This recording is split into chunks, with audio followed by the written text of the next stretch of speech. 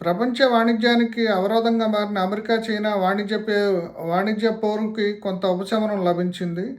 ఇప్పుడు సౌత్ కొరియాలో ఏషియన్ సమావేశం సందర్భంగా అక్కడ బుసాన్‌లో అమెరికా అధ్యక్షుడు ట్రంపు, చైనా అధ్యక్షుడు జిన్‌పింగ్ ఇద్దరి మధ్య కూడా కొన్ని ట్రేడ్‌కి సంబంధించిన కొంత వెసులుబాటు, కొన్ని షరతులతో కూడిన ఒప్పందాలు కుదిరినాయి.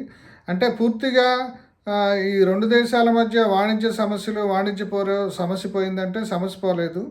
దీన్ని ఒక ఏడాది పాటు వాయిదా వేసేందుకు ఇద్దరు అధ్యక్షులు కూడా అంగీకరించారు.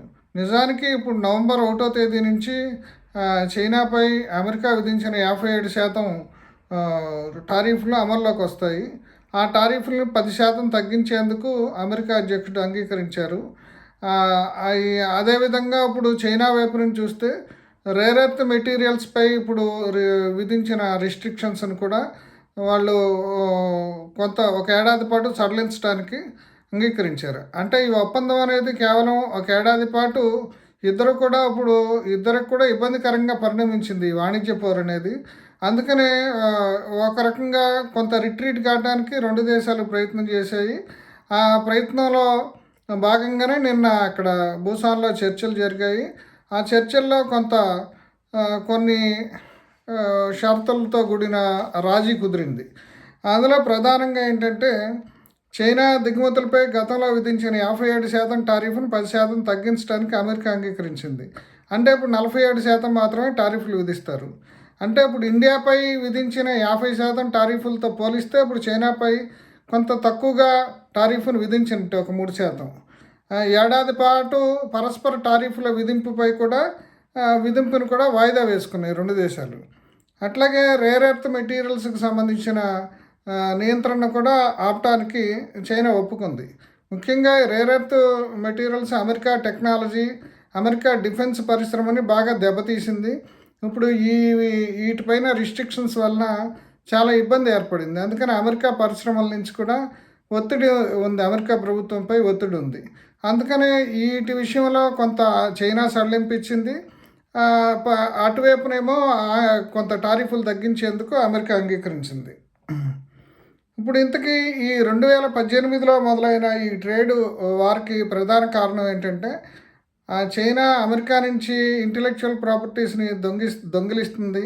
అంతేకాకుండా కంపెనీల నుంచి బలవంతంగా చెయ్యి మెలిపెట్టి టెక్నాలజీని ట్రాన్స్ఫర్ చేసుకుంటుంది. అట్లాగే వాణిజ్యంలో కూడా తమకు అనుకూలంగా కాకుండా కొన్ని పద్ధతులు, అంటే వాణిజ్యపరమైన కొన్ని అడ్డదావలు తొక్కుతుందనే ఉద్దేశంతో అమెరికా చైనా మీద ఆంక్షలు విధించింది. అయితే చైనా కూడా ఏమీ తగ్గలేదు. చైనా తాను కూడా అమెరికాపై 145% టారిఫ్లు, అమెరికా ఉత్పత్తులపై 145% టారిఫ్లు విధించింది. అమెరికా విధించిన 120% కంటే ఇది చాలా ఎక్కువ. అయితే ఇప్పుడు 2 దేశాలకు కూడా ఒక కంపల్షన్స్ తోటి ఇప్పుడు రాజీ కుదుర్చుకోవాల్సిన పరిస్థితి ఏర్పడింది. ఇప్పుడు అమెరికాకి కంపల్షన్స్ ఏంటంటే ఇప్పుడు రేర్ ఎర్త్ మెటీరియల్స్ లేనిదే అక్కడ పరిశ్రమకి చాలా ఇబ్బంది అవుతుంది. అట్లాగే ఇప్పుడు అమెరికా చైనా నుంచి దిగుమతి అయ్యే చౌక ఉత్పత్తులకి కారణంగా ఇప్పుడు అక్కడ టారిఫ్ పెంచడం కారణంగా అక్కడ ద్రవ్యోల్బణం పెరుగుతుంది. చైనా ఉత్పత్తులు బాగా వాడటం అమెరికాలో పెరిగింది కాబట్టి వినియోగదారులకి ఇబ్బంది అవుతుంది. కొన్ని ఇండస్ట్రీస్, చైనా వస్తువులను వాడే ఇండస్ట్రీస్కి కూడా ఇబ్బంది అవుతుంది. దీంతో అక్కడ కూడా ఒత్తిడి పెరిగింది. ఇప్పుడు అంతేకాకుండా ఇంకొక ప్రధానమైన విషయం ఏంటంటే ఇప్పుడు చైనాకి పెద్ద ఎత్తున సోయా, జొన్నలు ఇట్లాంటి ఉత్పత్తులు అమెరికా రైతులు ఎగుమతి చేస్తారు. అంటే దీనికి ప్రధాన కారణం ఏంటంటే ఇప్పుడు మొత్తం ప్రపంచంలో సోయా కొనుగోలుదారుల్లో అతిపెద్ద కొనుగోలుదారు చైనా.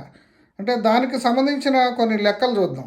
అంటే ప్రపంచంలో మొత్తం 400 మిలియన్ టన్నుల నుంచి 425 మిలియన్ టన్నుల వరకు సోయా సాగు చేస్తారు. దీంట్లో 21 మిలియన్ టన్నులు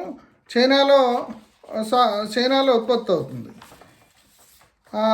ఇప్పుడు చైనాలో పెద్ద ఎత్తున పంది మాంసం తింటారు.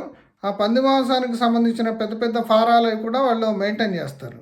అంటే 477 మిలియన్ల పందుల్ని అక్కడ పెంచుతారనేది ఒక లెక్క.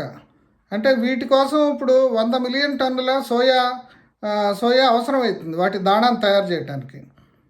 అంటే ఇప్పుడు అక్కడ తయారు చేసేది అక్కడ పండే దానితో కంపేర్ చేస్తే వాళ్ళు చాలా పెద్ద ఎత్తున దిగుమతి చేసుకోవాలి.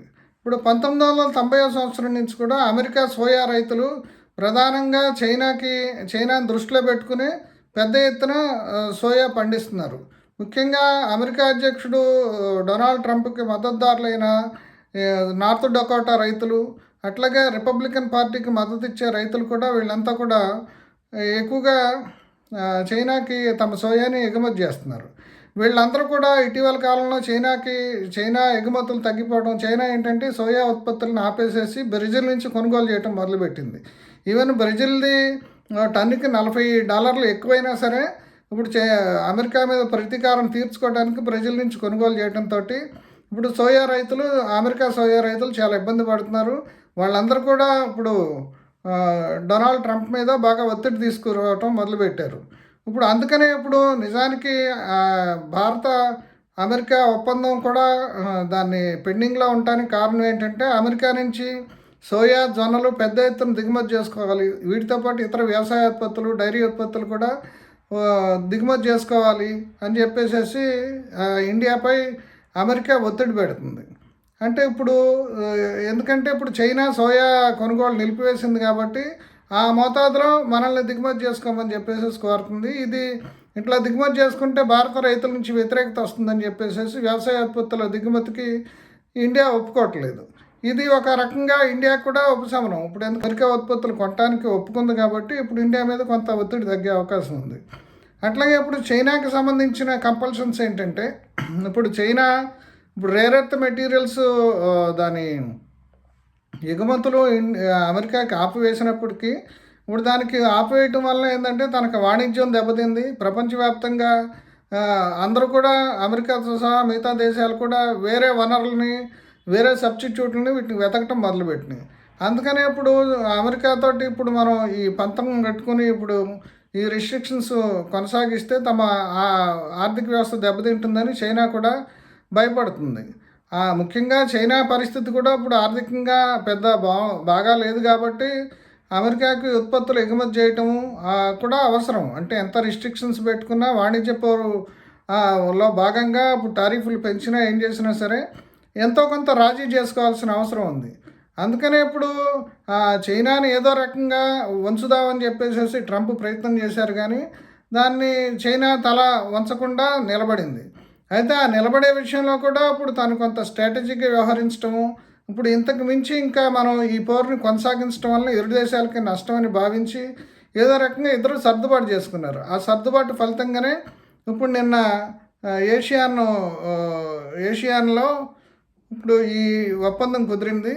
ఇప్పుడు ఈ ఒప్పందం కుదరటం వల్ల ఇరు దేశాలకి కూడా కొంత ఉపశమనం. ఎందుకంటే చైనా గూడ్స్ అమెరికాకి చౌక గూడ్స్ వెళ్తాయి, అట్లాగే రేర్ ఎర్త్స్ వెళ్తాయి. అట్లాగే ఇప్పుడు అమెరికా సోయా రైతులకు సంబంధించిన సమస్య తీరుతుంది. ట్రంప్పై ఆ రిపబ్లికన్ రైతులు పెడుతున్న ఒత్తిడి కొంతవరకు తగ్గే అవకాశం ఉంది. అంటే ఈ ఒప్పందం వల్ల కూడా ఈ రెండు దేశాల మధ్య కొంత రాజీ కుదరటం వల్ల ప్రపంచ వాణిజ్యంలో కూడా కొంత సర్దుబాటు, కొంత అంటే ఇప్పటివరకు ఉన్న ఒత్తిడి తగ్గే అవకాశం ఉంది. ఇప్పుడు అసలు ఎప్పుడు ఏ నిమిషంలో ఏం జరుగుతుందో ఈ రెండు దేశాలు, ఎందుకంటే పెద్ద ఎత్తున వాణిజ్యం అనేది ఈ రెండు దేశాల మధ్యనే ఉంది. ఇప్పుడు చైనా నుంచే రా మెటీరియల్స్ ప్రపంచవ్యాప్తంగా అందరికి కూడా సరఫరా అవుతున్నాయి. అందుకని ఇప్పుడు ఇది కొంతవరకు మొత్తంగా కూడా అందరికీ ఒక ఉపశమనం కిందే భావిస్తున్నారు. అయితే ఏడాది పాటు వేచి చూసి తర్వాత ఫలితాలు ఎలా ఉంటాయి అనే దాని మీద మళ్ళీ నెగోసియేషన్ స్టార్ట్ చేయాలనుకుంటున్నారు. అంతేకాకుండా అమెరికా అధ్యక్షుడు చైనాకు వెళ్ళటానికి, చైనా అధ్యక్షుడు అమెరికా పర్యటన చేయడానికి కూడా ఈ సందర్భంగా ఒక అంగీకారం కుదిరింది. ఇది ఒక రకంగా రెండు దేశాల మధ్య మళ్ళీ సుహృద్భావ సంబంధాలు, వాణిజ్య సంబంధాలు మళ్ళీ మెరుగుపడే అవకాశాన్ని నిన్న ఏషియన్ సమావేశం ఇచ్చింది.